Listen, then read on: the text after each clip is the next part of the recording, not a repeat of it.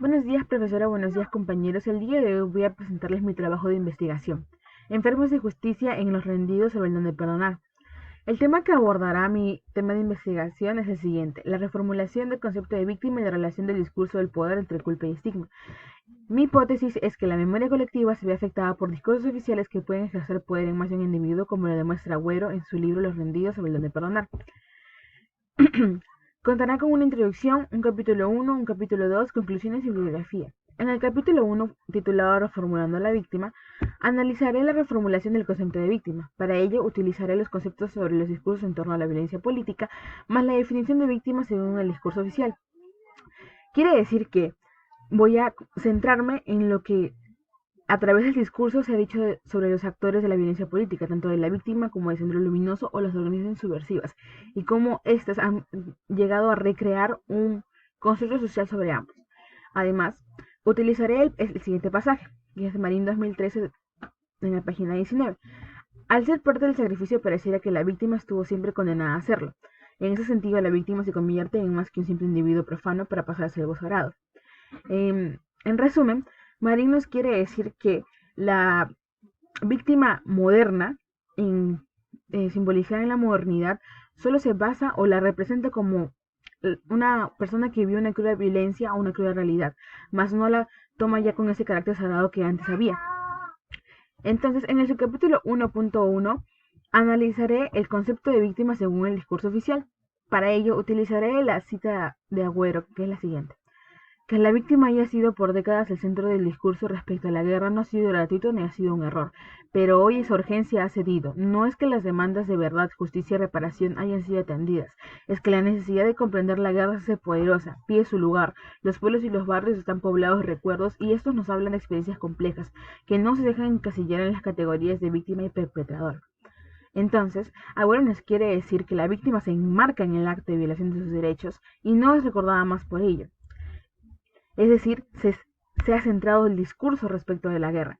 Además, se le atribuye características tales como débil, sumisa, entre otros. Entonces se ha creado un perfil de la víctima. Y las personas que no enmarquen dentro de ese perfil no pueden ser consideradas como tales. Entonces, también me gustaría citar a Marín 2019, que dice: me concentré en la memoria viéndola como un proceso necesario y tan vulnerable que se vuelve un concepto aislado, casi ajeno, convirtiendo a nuestra comunidad en la gente condenada a repetir la historia de las muertes. Es decir, la memoria colectiva se ha vuelto repetitiva. No existe mucho más allá que las muertes, que lo que pasó en la guerra. El discurso oficial ha hecho que eso, o que esa historia contada se vuelva monótona, por así decirlo. Además, ya no se pregunta qué hay detrás de la víctima y qué hay detrás del supuesto perpetrador. Entonces, en mi capítulo 1.2 analizaré la relación de Agüero con las víctimas y las víctimas que no son, es decir, que no están consideradas dentro de este perfil. Para ello utilizaré la siguiente cita: porque ella no se sentía víctima ni quería que nosotros nos colocáramos con esa condición, pero puedo suponer que lo fue, que también pudieron violarla como a esta vieja conocida. Estas terroristas o exterroristas, estas mujeres culpables, no buscaron ser víctimas. A nadie le ha importado tampoco construirlas como tales. Agüero 2015-103. En esta cita, Agüero hablaba con una conocida sobre lo que le había pasado mientras fue torturada por las Fuerzas Armadas, es decir, una víctima de ellas, mas no fue contada como víctima dentro de los discursos oficiales o dentro de la CBR. Es así que se excluye de la CBR y de los registros oficiales a las víctimas vinculadas a las organizaciones subversivas. Su madre también fue víctima, pero no es contada como tal, y como él mismo lo dice, no buscó ser víctima, pero lo es. Y aún así, ellas no quieren ser contadas como tales. Además, como lo mencioné antes, se establece una tipología de las víctimas. Es por eso que ellas no pueden entrar en este marco que se ha posicionado en la sociedad. Además, me gustaría apoyarme de Yulmuxi 2017-86, que dice que la definición de víctima, así como la de victimario, son móviles y cambian según el contexto social, las relaciones del poder del momento, las necesidades de gobernabilidad de las autoridades políticas para forjar representaciones sociales de unidad e interacción nacional y encarar el duelo colectivo en torno a un pasado que no termina de pasar.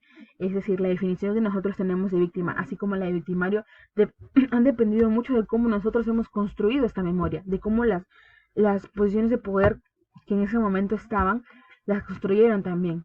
¿Qué necesidades tenían ellos de cubrir a la población con este discurso oficial? Es así como nos encontramos con que la agencia emitida para las Fuerzas Armadas no es la misma emitida para el Sendero Luminoso. Y también nos encontramos con esto del discurso oficial de las víctimas, que existen víctimas que no son y que no están incluidas dentro de ese discurso oficial. Para el capítulo 2 analizaré la relación de poder entre culpa y estigma ejercida en el personaje principal. Para esto utilizaré los estereotipos como fuente de poder. Es decir, analizaré los estereotipos desde cierta parte de la historia en cómo funcionaban para poder mantener el poder y más el discurso hegemónico, más el poder del discurso hegemónico.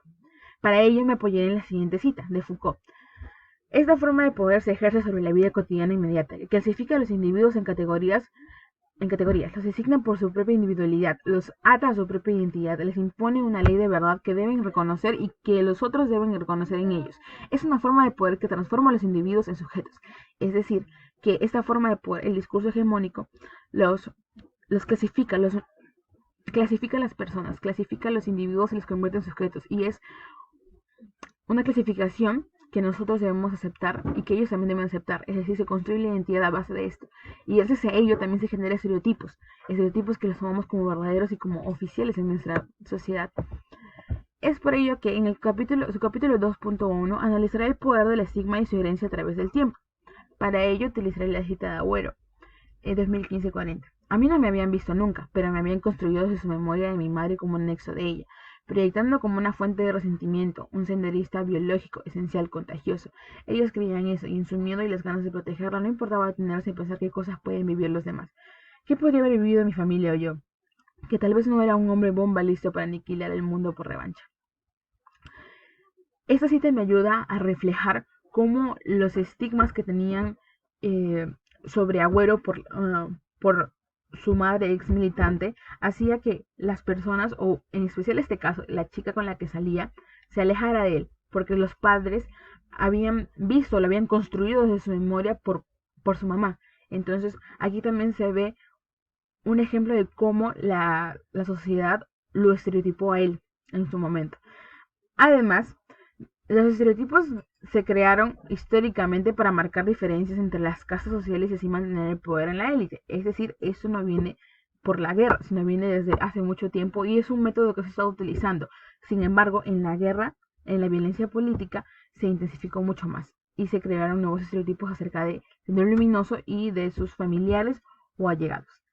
Además, el estereotipo como forma de racismo y este mismo como forma de poder para posicionarse como superior. El estereotipo se ha visto como una forma de racismo, es decir, se clasifican a las personas por medio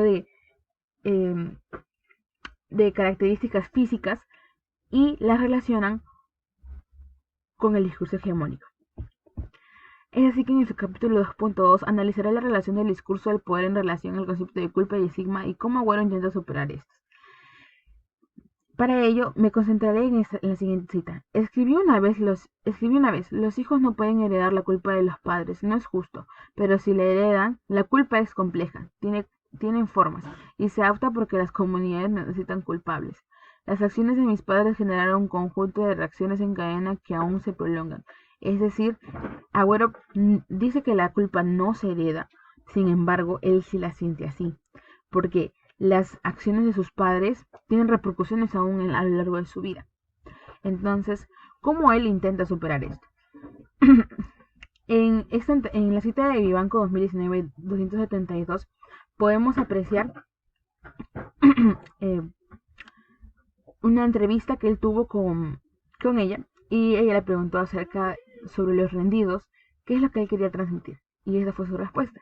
Y esto de quedar fuera nos impide pensar algunas cosas, nos impide pensar sobre cómo las relaciones de fuerza son alteradas, cómo se generan estigmas, cómo el lenguaje se ve pervertido, cómo tenemos que recurrir a diferentes pactos para decir verdades a medias, cómo se hereda la culpa, cómo los hijos se relacionan con lo que hicieron sus padres, dejaron de hacer o sufrieron, cómo eso tiene que ver sí o no con la construcción de nuevas relaciones con la comunidad, con los prójimos, con el Estado.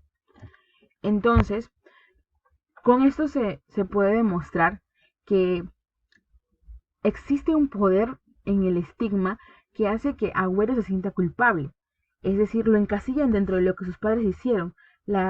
Si bien él no fue un partícipe directo, le atribuyen características y algunas y lo encasillan dentro de un perfil de senderista. Entonces, por esta razón sus relaciones con los demás y con la comunidad no se ven aceptadas del todo.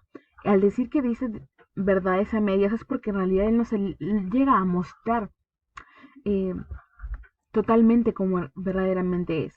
No puede decir de dónde vino, quién son sus padres. Es difícil para él estar en un ámbito público sin ser reconocido incluso. Entonces, Agüero intenta superar esto mediante el perdón, que lo ayuda a perdonar y a perdonarse él mismo, a ponerse en la posición de víctima y en la posición de victimario. Y es por esto, y es a esto que él supera esto, logra salir a la esfera pública. Entonces, eso. Finalmente, mis conclusiones acerca de todo el trabajo de investigación es que la reformulación del concepto de víctima y la relación del poder en los conceptos de culpa y estigma se pueden apreciar a lo largo de la obra, porque Agüero nos muestra la otra cara de la víctima, la cara que los discursos oficiales no muestran. Entonces, en el capítulo 1 se concluye que el discurso oficial emergido por las autoridades gubernamentales tuvo una repercusión en la memoria colectiva. Esto llevó a que se consideraran incuestionables. Sin embargo, la obra de Agüero demuestra que existen mucho más víctimas de las que no se toman dentro del marco oficial. Asimismo, en el subcapítulo 1.1 se concluye que el concepto de víctima emitido por el discurso oficial y reforzado por los discursos literarios sobre la violencia política lograron que se enmarcara a los actores del conflicto en perfiles que la sociedad aún no logra borrar. En el subcapítulo 1.2 se llegó a la conclusión de que la relación del personaje principal con las víctimas es lo que más complejiza el concepto que él reformula, puesto que pasa de ser un victimario a una víctima, pues también tuvo participación indirecta dentro del marco de la guerra. Sin embargo, se posiciona como víctima para poder reivindicarse con la sociedad. En el capítulo 2 se concluye que el discurso oficial en torno a Sendero Luminoso y el perfil que se les otorgó como resentidos, grupos entre otros, ejerció poder dentro de la vida de José Carlos Agüero, puesto que de esa marcación se crearon estigmas que se generaron a raíz del conflicto armado interno y su relación con el racismo cultural, y condenaban a Agüero a una condición de encerramiento dentro de la esfera pública, porque además le encasillaban en una culpa heredada.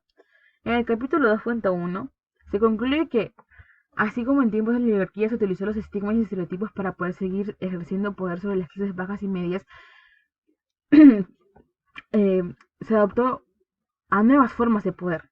Es decir, los estigmas eran vistos como un poder que todavía se podía ejercer y ha ido evolucionando y se ha adaptado a nuevas formas como los discursos oficiales.